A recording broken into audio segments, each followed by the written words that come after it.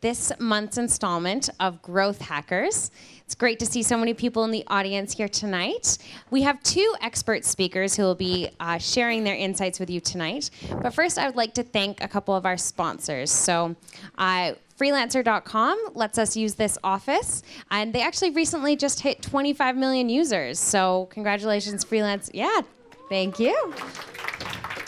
I love it. So if you need any work done, you're looking for a freelancer, please absolutely check it out and help us get to that next milestone, maybe 30 million. And our second sponsor is StartCon.com. StartCon. So StartCon is the largest startup conference in Australia, expecting 4,000 attendees this year. And pre-release tickets sold out last week, but we have actually organized a special deal for you guys here tonight. And so if you did miss that and you'd like to get in on the $199 price, you can just go to this link. It'll be live for the next 24 hours, and that'll give you a chance to get the pre-release tickets that sold out last week. So yeah, take a picture, do whatever, grab that. Awesome. Well, so without further ado, I would like for you all to give a big round of applause to Esteban Martinez, who is going to talk about how to turn $1 into $4 using PPC. Thank you.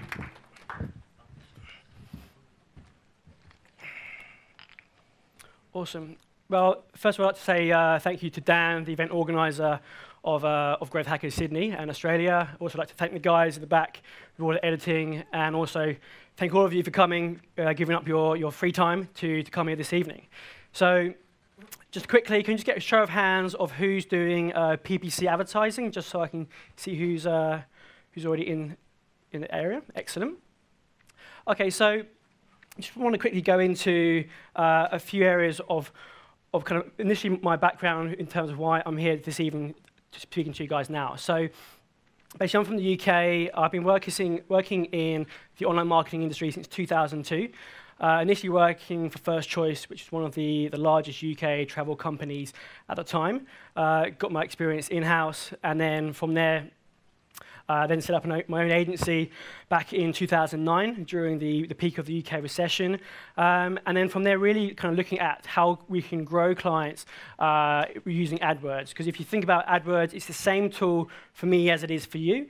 And yet some companies are getting great results, and other companies are kind of struggling with the basics, and they don't seem to be getting the same returns as what you may hear about in certain podcasts or articles or other medium streams. So I really wanted to kind of change that, really wanted to kind of like show how it does work, and how companies are getting excellent results time and time again, and how you can also apply your knowledge to get similar results as well. So regardless of your budget, regardless of your industry or your experience, if you take away some of these learnings, hopefully you can get stronger results from your campaigns. When I came to Australia, basically worked initially on a crocodile farm, which is why you're seeing that picture there. Traveled around Australia, but really traveling around Australia, meeting other businesses, other business owners who, again, had the same issue where, regardless of the industry, regardless of their size and their budgets, they were having issues with trying to grow their business online.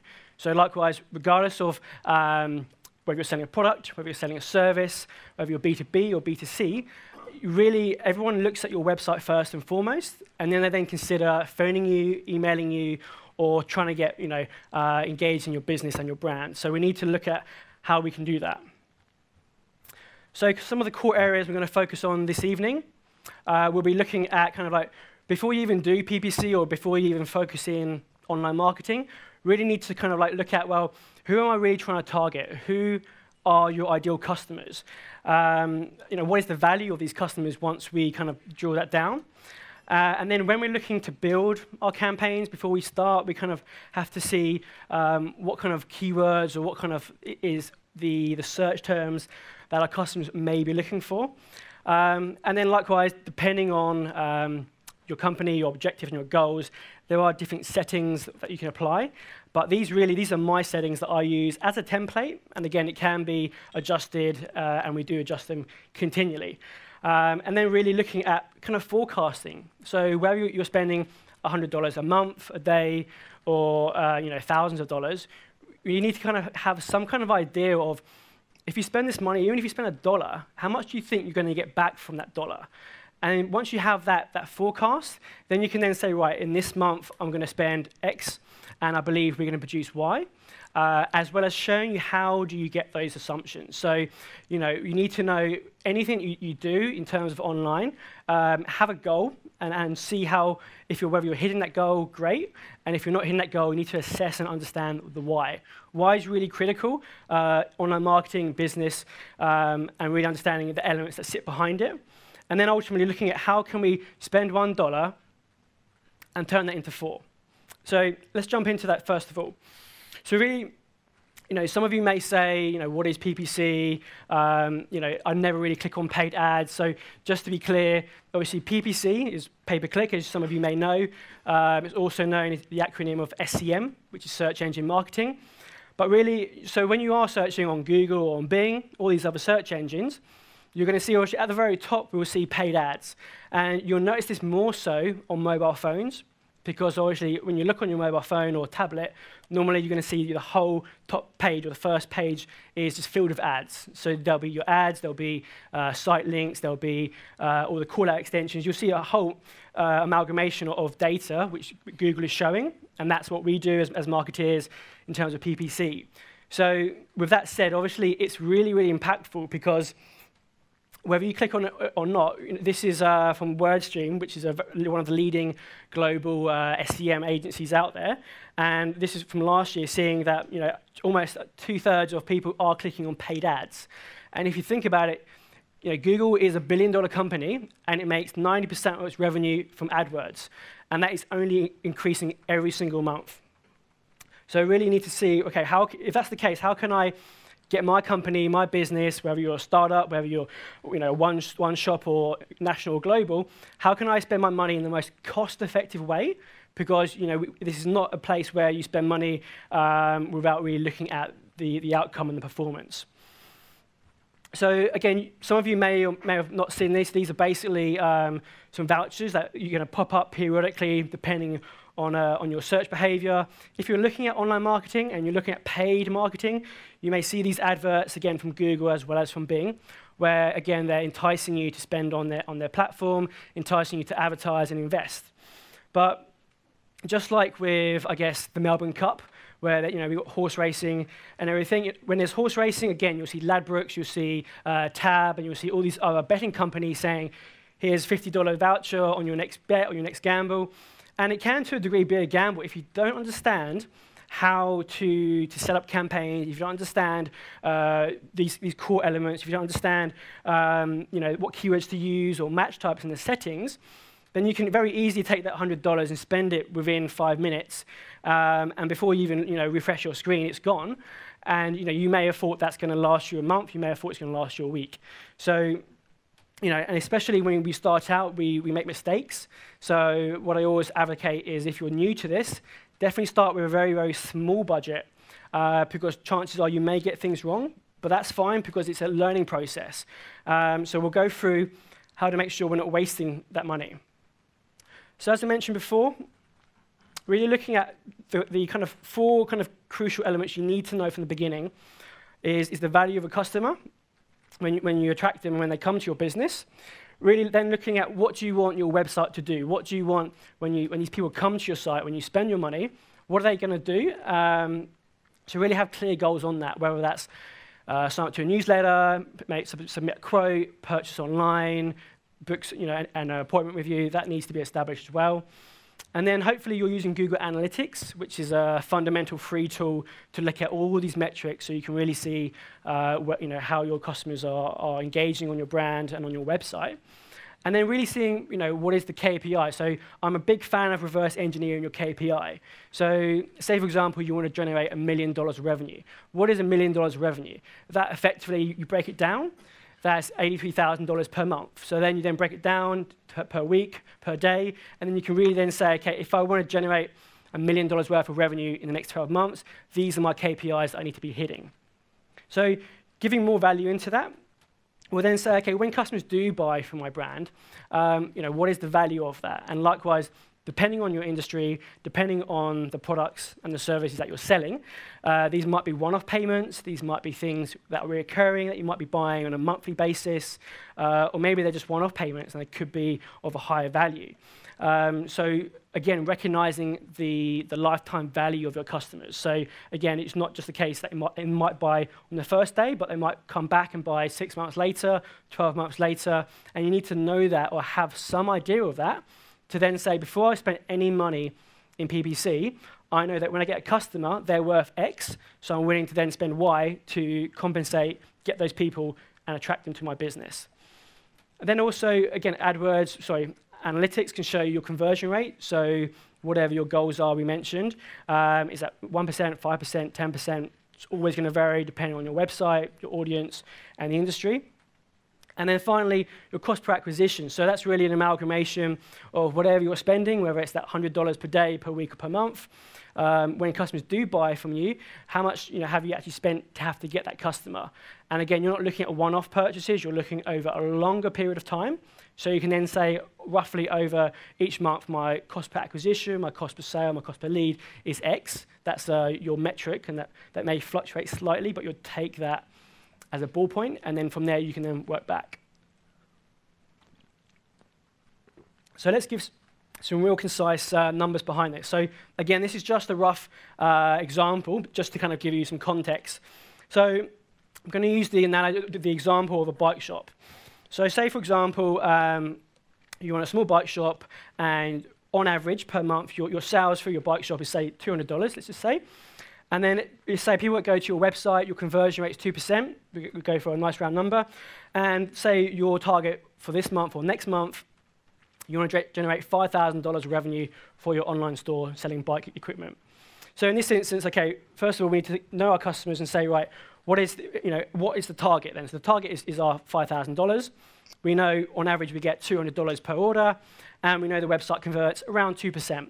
So simply, taking our target of 5,000, dividing it by the average order, we can then say, right, we need to generate at least 25 sales if these metrics are the same and nothing else changes. So again, it's just a pure example in this instance. So, okay, now we know that we need 25 orders or 25 sales in my first month if I'm going to achieve my $5,000 worth of revenue. And then likewise, because the website converts at 2%, and we've looked at Google Analytics, and this is the source of truth in this instance, we can then easily backtrack that and say, well, if we're doing a 2% conversion, then likewise, we need to get 1,250 customers to our site. Again, they need to be relevant customers. They're not just any customers looking for anything. So as long as they're relevant customers and all these metrics are the same and concise, then that's how I'll be able to achieve my target there of $5,000. So I'll go into more detail on that example later on. But really, when you're looking to start your campaign, likewise, you can do research on this. You can speak to Google advisors or other SEM experts. And you have your campaign structure. Inside this, again, you'll then have various ad groups. And it's really, really important how you set that up, especially from the beginning. So having a really clear linear process so that you want to have it so that you've got very clear clusters or very clear kind of segments of the different keywords that you're going to be bidding under, so that the advert is really relevant to those terms. So in the example of, I don't know, mountain bikes, that you're going to have maybe different variations of mountain bikes in one ad group, and likewise the advert that will then be shown will then be really, really concise and accurate to that mountain bike example. So really, if you've some accounts which I look at, they're really fragmented, where there might be mountain bikes and racing bikes and punch repairs all in one keyword, all in one ad group, sorry. And then the advert you see is very generic. So from a customer's point of view, if they type these terms in, it's not going to have the best user experience. So really, you don't want to have every keyword under the sun. You can do your keyword research. There are very good tools out there, whether it's Moz or SEMrush, to find keywords that are relevant to your business if you don't already know. And then when you do have this list of keywords, could be 20 keywords, 100 keywords or more, you then want to put them in really tight groups, and those groups are going to be really important in terms of the relevancy. And you don't want to go gung-ho and have hundreds of keywords at the very beginning, because there's going to be thousands of people searching for these different terms.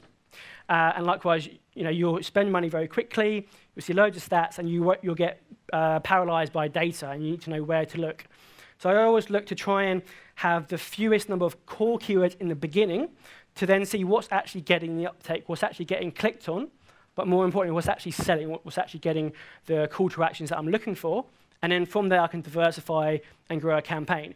If I start off with 200 keywords at the beginning, my budget will run out very quickly, and I won't really have enough information because of those keywords won't have enough data behind them. Give more example of that as we go through. So really, the kind of main takeaway from this example initially is you really want to have a very clean, tidy setup so that anyone can look at, whether it's your team or you're managing it yourself, and it's really concise. So you can see here with this kind of visual example, you really want to be like the fisherman on the right here, where it's a very going for one target, it's not kind of fragmented, and you want to have it so it's very clear for your customers to kind of engage, come through to your website, and actually buy what you need to do. Now, if we look at AdWords itself, AdWords is a fundamental function of online marketing. It's evolving at a rapid rate, and they're changing, just as in SEO as well as in PPC. They change and tweak things continually because they want to make sure that when you're using Google or you're using Bing, you're getting the best results time and time again, that you continue to go back to these search engines, you spend more time on there, you continually search, because again, that makes these search engines money, and so it's a continual cycle. So if we look at, for example, the evolution of the labels in terms of how your adverts appear in the search results, you can see way back from even before 2006, you can see that before there would be a very kind of brash background image, background color of the advert. So it's very clear and almost intuitive that what you were seeing was a paid advert. And again, some people were deterrent from that. They didn't want to click on those ads. So really, as time has evolved, and likewise, I think the iPhone came out maybe 2008, 2009, and then we had the tablet, and now we've got smartwatches and smart TVs. So you can see as these devices, which we use daily, have evolved, so too have the formats in which advert is shown, in which data is shown, and in which consumers engage on these brands, engage on these platforms to find what they're looking for. And that has continued on. Even this year now, if you look towards 2017, you can see predominantly, especially on a mobile, you can't really notice it so much, where the actual ad, instead of being a green background with white text, is now actually the opposite. So they're really trying to blur that line between SEO, organic, as well as paid, because they want, us as consumers, us as users of the search engine to be, where possible, clicking on paid, because it's going to ideally have a better experience for the user and ideally generate more revenue for those companies selling on them. So likewise, AdWords is continually evolving, AdWords is continually testing, and likewise, we as marketeers always need to be testing as well. There is no set it and forget it format, because the platform's changing, the user experience is changing, and so too is the user journey. Likewise, when we're looking at the value of AdWords, like this is, as I was saying, it's a multi-billion-dollar industry, and in the USA alone, I think it's peaked over $18 billion just in the US. So, we're talking about, a huge amount of money is being spent on these brands. So, if you're trying to look for your own brands, when you've got your campaigns running, maybe you're going to do a Google search for yourself, you really need to understand that Google's only ever going to show a maximum of 10 adverts, where it's at the top, at the bottom, used to be on the side, but again, they dropped that early this year. So that's where you really need to say, well, are your ads appearing at the right time to the right people? Because there is thousands of other advertisers and marketeers continually advertising on there, getting more savvy to the user experience, getting more savvy to the online profile, and that's a really key area in terms of how we position our brands, our companies, and our performance. This is for Australia alone, and this is from IAB Australia. This is looking at last year, and this is really quite alarming, but not surprising in terms of the year-on-year growth just in Australia alone for paid spend in these different verticals. So again, everything from general to mobile, classifieds, and videos. But really, the kind of real alarm bells there is, as you may or may not expect, is mobile, where mobile is seeing the biggest year-on-year growth of 72%, currently sitting at $1.9 billion, up up on that. And that, again, that isn't surprising because, again, mobiles are the preferred device of choice now. We use them probably first thing in the morning we reach for, and they're probably the last thing we put back before we go to bed. So we are continually online, we're continually searching for something, and that's where those opportunities are opportunities for our businesses and for our brands to get in front of consumers, but also to sell to them through giving them the best experience that they can get. Now, again, the tool is no different for me than it is for you or other agencies around Australia and the world. So there are different settings, of course, within the system, and again, they're continually evolving. And likewise, the settings that you use will have very, very different outcomes, even if you have the same target audience. So there is no autopilot, which is why I put that together. And these are some of the initial default settings which I use. And again, I change these very quickly once I have enough data to then go, okay, well, the leads are coming from here. We need to shift that across. So just to talk through those points in a light kind of a topic area. So we've got what I would initially do on a campaign, again, depending on B2B or B2C, is then really say, okay, whatever my marketing budget is, even if it's that $100 gift voucher initially, take 80% of that, that'll go straight into search, because that's where the consumers have got actual intent. They're looking for something. They may be looking for my products or my service. Then we're looking at display. So again, that's top of the funnel. They're not even considering my service yet at that point. So it's more of an awareness piece. And then really looking at remarketing. So that's a way where we're trying to address every piece of that funnel, every piece of that journey. So we're spending evenly, or not evenly, but we're spending in the most concise manners where we can. And sometimes you might even want to put more into remarketing because you spent the time getting to your site initially. Again, 95% of consumers won't convert on the first click of your site. They're going to come back. They're going to consider. So, and that can be accelerated via remarketing settings and using those processes. Then again, this is from my personal experience. You may have different performance results yourself, but I don't find tablets work very well. If you think about them, again, different personas and different audiences, tablets are a device generally used at home.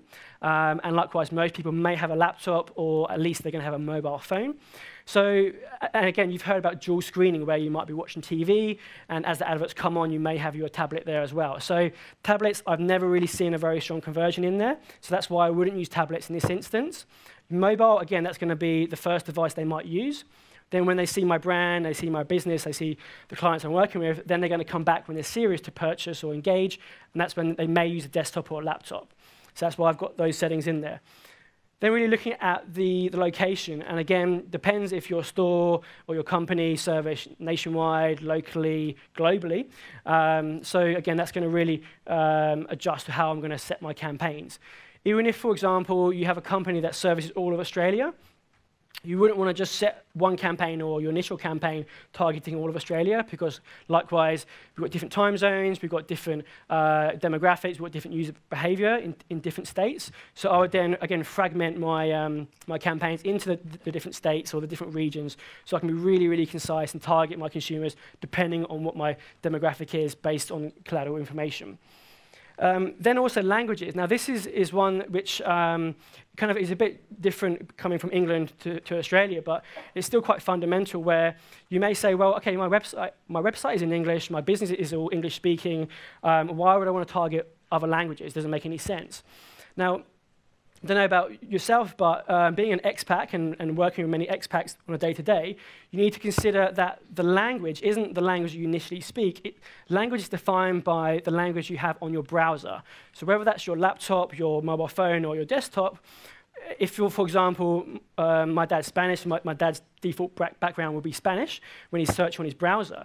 So if he was to, even though he's searching something in English, if I were to only select people who are searching in English in terms of their browser, they would exclude him in that instance. So you imagine all of the different people from across the world who are living and working in Australia, how many different languages there are, whether that's Asian or European, different stems of languages in Europe and beyond. That will be their default setting browser of their language. So if you exclude that, then again, you're segmenting a large chunk of your potential audience. So again, you can check in the settings, you can reverse engineer this to the language which may be getting you the best results. Then really looking at what kind of bidding. There's so many different rules. Do you want to bid on cost per acquisition? Again, there's certain metrics behind that. Do I want to have cost per 1,000 impressions? Again, my method that I tend to use is go for CPC, which is a very controlled manner, a very concise manner, where you've got more control and you can increase and decrease this as you see the performance is improving or decreasing. And also, even when you do select CPC, Google has it so that automatically it does the enhanced CPC, which, again, that's kind of to increase their revenue and increase how much you pay a click, but I want to have as much granular control at the beginning, and then once I see the results, then I can then change settings and I can adopt this as it goes from there. And then just moving on quickly, again, you want to have it so it's shown evenly out throughout the day, unless you want to dominate a certain keyword or a certain topic. Again, you're not going to go for that initially from the beginning.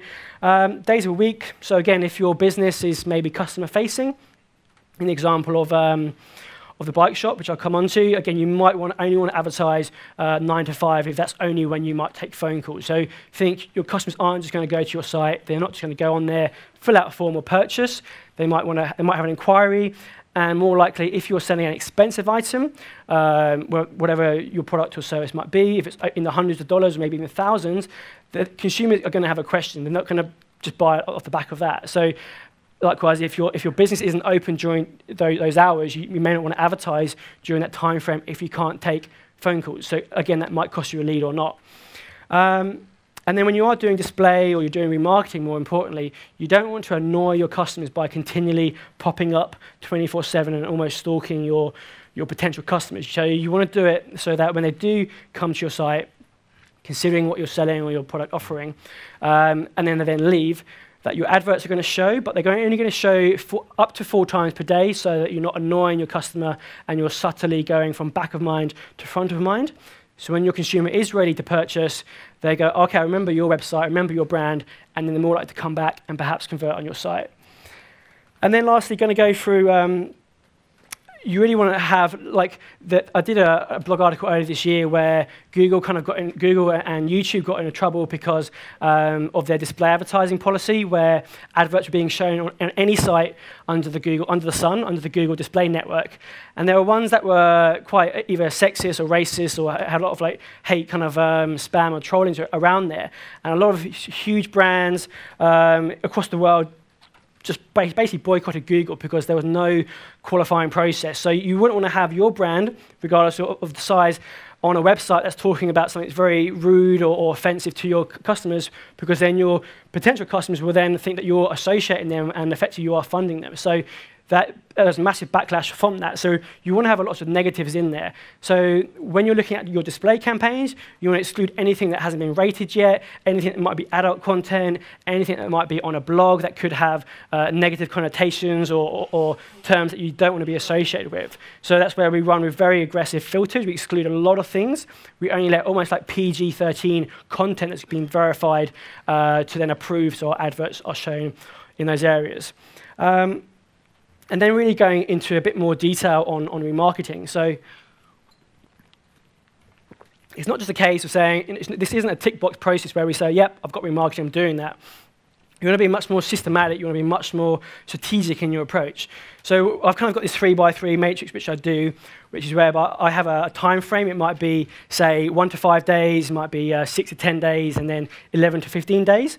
So likewise, if a customer's come to your website and come to your business and they're window shopping, they're on the fence about buying or engaging with you, then likewise, if they're within that 0 to 5 days, they're more of a higher prospect for me to want to engage. So that's where I'll bid more for that customer. And as they go down in terms of the time frame, then I'll bid less because they go from a hot lead to a cold lead. So that's my kind of first line. And then in order to kind of extend that, we then look at going, okay, well, if they just visited the homepage and they didn't go any further, then again, that's not as hot as I want it to be. Whereas if they went into a product page or a category page and spent more time on the site, then we'd move them into a medium bracket. And then finally, if they actually went onto the shopping cart and actually put something in a shopping basket, then again, they're even more qualified. So that's exactly who I want to go for. So that's where you're having this 3x3 grid, and you're able to put more of a bid because these people are much more likely to convert, or they're on the fence, and you really want to appear rather than let them go cold and maybe convert through one of your competitors. So that's one of the areas there. And then likewise, looking at what kind of match type. So you may have exact match, you may have broad match or broad match modifier. So we tend to use either 2 or 3 of these, but either use exact. But in the first instance, we use broad match modifier. So broad match modifier is kind of like the example I showed earlier with the fishing line. You'll find keywords that are working, and when you do see ones that are converting time and time again, then you go, right, these keywords are brilliant for me. These keywords are actually converting, and you put them into a separate group, and they're exact. So that's where you'll be able to kind of go through that discovery process quite quickly. And then really, ones which people forget time and time again, which is one of the crucial ones, is you want to take up as much space as you can on the search engine results. So to do that, you need to leverage every single ad extension that you can. So whether that's your phone number, again, you can put your phone number for mobile, you can both put it for your desktop or your landline, you want to have site links, you want to have call-out extensions, every single one you can, because this is going to make your ad appear much bigger. It's going to allow your customers to kind of see and engage in where they want to go on your website. So say you're selling bikes, it might be bikes and then mountain bikes, or look at our reviews, or free delivery. These are all going to take up more space than my competitors who may not be doing the same thing. So again, it's a fundamental mistake I see time again as campaigns evolve and move on. So definitely do not forget that one. And just to add more weight to it, you really don't want to forget it. So I'm a big fan of Star Trek myself, and so this kind of follows up onto the second one, where as you build your campaigns and as you make these more and more extensive, you really need to have a log. You need to have like a Captain Kirk's log. You need to know what changes did you make and when. Because as and when your campaigns grow and they get more momentum and you're making changes and different ad copies and it evolves as it's working, you want to know what happened last month. What did you do last week? Why have you seen an increase or a decrease in certain metrics, or why has the campaign dropped in some performance? And if you're just making changes periodically or making changes without any consideration of this or a log, then, or even if you're working in a team or an agency as myself, it'd be difficult to go, okay, why was July really good in the first week, but then the second and third week came down? So keeping a log of all of the changes, have it in terms of a date log, what changes you made, will really help you backtrack, okay, this is why we made these changes, and this is the impact. So again, this is a very simple rule to kind of implement that will really help you kind of see what's working, and you can backtrack anything that may not be giving you the right results that you need. Then this kind of touches back in terms of you kind of thinking about the consumer, thinking about the consumer's the journey. So say, for example, whether you're looking for a bike, or you're looking for a laptop, or in this instance, a digital camera. You broke your camera on holiday, for example, and now you're like, okay, now I need to buy a new camera that I broke, I want to get replaced or upgrade. So again, your initial search may just be digital camera or camera in this instance, and you don't really know what it is you want. So again, you're going to go through the different phases of the awareness, your research, and then when you know maybe what brand or what type you want, then you're going to have more of the decision. You want to go for maybe an SLR, or you want to go for a Canon. And then you're going to be comparing this version against that version. So this is where, by having your display campaigns, through having your search campaigns, as well as your remarketing, you can really be there at all of these different points in the consumer journey. So as you can see, as the consumer then goes from considering what they want to target and when they want to purchase, this might be a week, this might be a month, this might be longer. And likewise, the higher the value of the product or the service, the longer the potential journey could be. So definitely make a consideration of that, because if I only have keywords such as Canon, EOS, then if I haven't been at the very beginning, then perhaps I'm not going to be there for the rest of the journey. So again, having these different keywords in the campaigns at different levels could even make or break your campaign depending on your settings. And really, again, looking at Google Analytics or looking at whatever data source you have, this is really fundamental for anyone who's doing online marketing or marketing overall. You need to make concise decisions, not based on assumptions, not based on trends or hearsay. It needs to be based on true data, hard facts, and again, looking at either Google Analytics, looking at maybe Google AdWords or whichever platform you're using. So really, the more that you look at this data, the more you understand why you're getting peaks and why you're getting dips or these certain trends, then it can really allow you to move your budgets, make these certain changes, whether to ad copy or to the settings, so that you're getting the best results time and time again. again, and that you're not wasting any money, so that you continually invest. You're not investing for the sake of it, you're investing because it's working for you and because it's growing your business. So this is where I'm kind of going to go through a real step-by-step process of exactly how we can spend $1 and turn it into 4. So going to the example I was speaking about earlier about the mountain bikes or the bike shop. So again, this is where, touching on all of the points earlier, having less is more approach, where we're going to go with just, say, 4 or 5 keywords that are fundamental to this example of this shop. So in this example, I've got mountain bike, BMX bike, and racing bike. They're our core products, if you like. And then we'll then have services. So that'll be bike accessories, and then obviously we then have bike service, maintenance, and repairs. So again, before we even go into Google to set up campaigns, we want to know, okay, well, if these are the keywords we're going to go for, how big is that audience? How big is that size? How big is that demographic? And what can my budget do to make a dent or try and capture into this audience? So you can very simply go into Google AdWords, you can go into the keyword tool planner, and you can research and get this information. And this is basically just for Australia. So this is the monthly search you can see for these different example terms, as well as the suggested bid.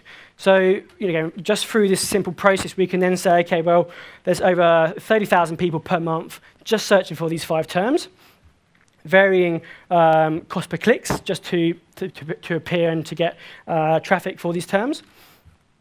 So again, we can do a very, very simple calculation here to then go, okay, well, if I wanted to appear 100% of the time or get 100% impression share, then based on the cost per click times by the monthly searches, I would then potentially need a budget of in excess of $34,000, and that would then give me, again, potentially over 30,000 clicks. Now, again, this is a very raw example, but likewise, you're not going to start out with this, and definitely you shouldn't start with this budget from the very beginning. It's just a forecasting process. So from here, we then go, okay, well, this is the size of my campaign. This is the size of the audience for my business. Again, this can all be done through AdWords without spending any money. And then we'll go, okay, right, now you work with your team, you work with your boss, your manager, and you say, okay, I'll give you $1,000. Well, sorry, I'll go back to that. So in this instance, if you wanted to get 100%, as I've already said, we need $34,000. So, and then from here, we can then see, working on the initial metrics we showed earlier in terms of our conversion rate, we can then say, okay, so we then know we're going to spend, as a default, we're going to spend $1,000. That's our budget, let's say, for the first month. Spend $1,000 evenly across these 5 different keywords or 5 different campaigns, how you want to see it. So in this instance, we're going to give $200 per month to every one of these keywords. And then we can then say, okay, we can simply reverse engineer that and say, right, with this $1,000 budget, potentially I can tap into 3% of people in Australia who are looking for these search terms. Again, so we're forecasting and we're getting expectations now. Now, we then overlay that with, again, the Google Analytics data or the data that we were using earlier. We can now see, okay, we know our conversion rate has been 2%. So we then go, okay, if we're able to spend the $1,000, we're now going to get 927 people or clicks to our site based on our 2% conversion. This now means we're going to get 18 sales, okay? Now, we then layer the 18 sales with the average order, the average sale value, which is $200. And here we go, okay, we've now spent $1,000. We've gone through the calculation. We're now getting $200 per sale, 18 sales. We've now made $3,600 in this one example.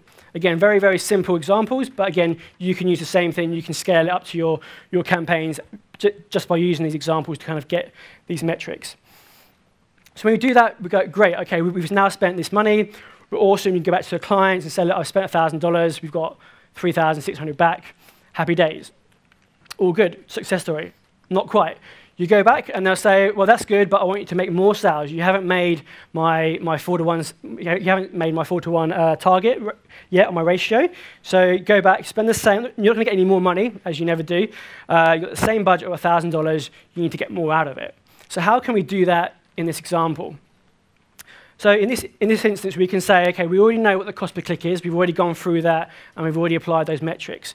Now, what we need to do, even with this core example, is then go, okay, if I can't spend any more money, if I still got $1,000 spend budget, how can I get more traffic? And again, a way we can do that is by looking at our click-through rates, by looking at adding more negative keywords to exclude bad traffic. We can look at making our adverts more relevant, take them through to the best landing pages, maybe speed up the landing page experience, but really look at focusing on our quality score, which is a metric of relevance. And from doing this, by going through this process, we can slowly make our cost per click cheaper, we get higher positions, and we can get more traffic to our site. So by using our rough cost per click before of $1.08, if we reduce it by 5%, 10%, 15%, you can see we're slowly reducing the cost per click. So even just by 15%, we're now looking at 92 cents. And again, we can then engineer this and calculate across to how many more clicks we get. So even if we spend $1,000, we're able to optimize, improve, and enhance our campaigns. We're now able to get another 160 people to our site. And again, now we're able to do this. We then do the exact same thing in terms of overlaying our conversion rate, overlaying the cost per sale. So now we've now got, we've been able to generate 22 sales from our initial 18 sales. And again, we're still working with our percentage conversion rate of 2%. So in this instance, we've now spent $1,000. We've got 22 sales based on our 2% conversion. And again, based on those sales, we're now able to spend that $1,000, and that's how we're able to spend it and make $4,400. So we're actually going even further than spending the $1 and turning it into $4. Now, it's all good and well, you may ask, or you may say, but how can we really improve the quality score? How can we really reduce that? What questions we get time and time again is, well, can't you just keep making the cost per click cheaper? If we keep lowering the cost per click, we can get more people and just keep recurring this process. But if we just keep turning down the cost per click, in this instance, we're going to be a bit more aggressive and say, let's just cut it by 40%. I only want to pay 65 cents in this instance. If your bid's too low, then obviously you'll see your average position. That's going to cascade, and maybe you'll drop out of that top 10 bracket. And now actually, instead of getting incremental traffic, you're actually getting negative traffic because you're actually unable to spend your budget. So in this instance, you're actually getting less than 700 people coming to your site. So you can't just continue turning it down just by clicking on your budget or your daily bid amount. So ways in which we can continually and historically reduce our cost per click here is likewise when you go into your AdWords campaign, likewise any one of your keywords, you can have thousands of keywords, hundreds of keywords, it doesn't really matter, the same principles apply. Go into whatever keyword you have here, you can simply click or hover on this little cursor here. And here, for example, you'll see the three core metrics that we'll get. So it's, is your advert really relevant to what the person's typed to the actual advert? Is the landing page really relevant to what the customer gets when they click onto the site? And is your click-through rate better than your competitions or than your competitors? So this again is scored out of 10. Ideally, we want to get 10 out of 10. But really, what you need to consider is when you have a diverse portfolio of keywords or clients, what is your overall quality score? Because that overall will affect how much you're paying.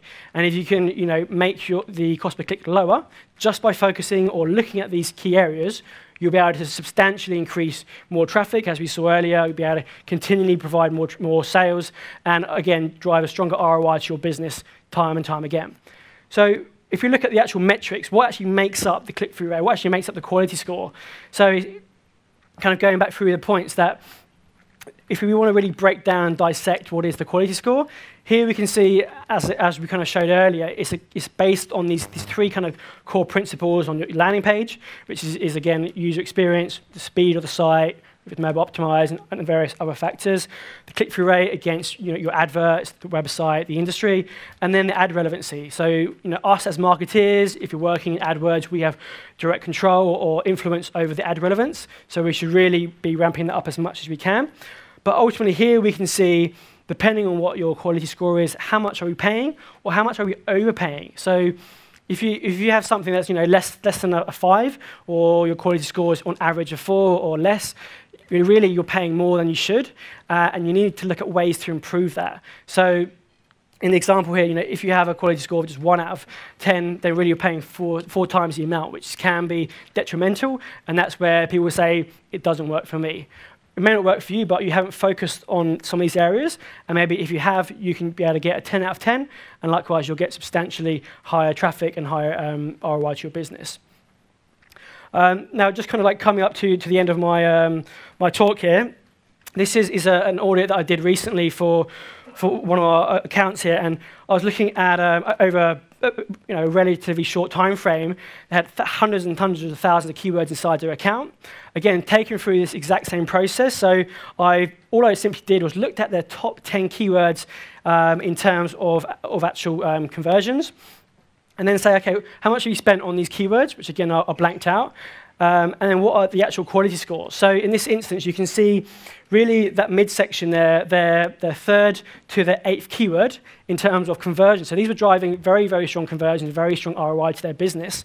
But because them or their agency or their marketing team hadn't looked at this, you can really see that there is a strong focus there, especially on keyword 4, which has got a 5 out of 10, as well as number 7. So again, just by focusing on that or trying to make that 10 out of 10 or even 8 out of 10, they would be able to continually drive more revenue and drive more metrics. So again, you can simply go into Excel, extract this information, and if you see anything that kind of like flags up like this, you really need to get to your work or speak to your agency to look to evaluate this. So hopefully that's helped kind of cover those points there and really kind of address how you can really spend that $1 and turn it into 4. And really kind of really having that less is more approach, and how companies can continually get tried and tested results and grow their businesses online. So thanks very much for your attendance and your attention, and that's me.